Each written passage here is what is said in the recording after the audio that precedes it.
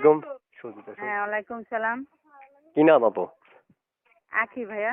বয়স কত আপনার? 18। বিয়ে হয়েছে? বিয়ে হলে কি আর প্রতিবেদন আসতাম ভাইয়া? তো কি করেন আপনি? ভাই আমি সেলাই মেশিন এর কাজ করি। এই নাম্বারটা কার? এটা আমার। সবসময় পাওয়া যাবে? সব সময় পাওয়া যাবে। এই নাম্বারে ইমো আছে আপনার? ভাইয়া এই নাম্বারে একটা ইমো ছিল, এই নাম্বারে না। এখন তো আমার আরেকটা ইমো নাম্বার ছিল, ওইটা আমার ওই ছোট ভাই খেলাইতেছে হাতের থেকে পড়ে টাচ ডিসপ্লেটা নষ্ট হয়ে যাবে না গা, এটা আমি দোকানে ঠিক করতে দিয়েছি, এখনো আনিনি। এটা কি ইমো নাই। ও আচ্ছা আচ্ছা, তো শুনতে যাচ্ছি যে আপনি যে আমাকে একটা নাম্বার থেকে কল করছেন, এই নাম্বারটা আপনারই তো না?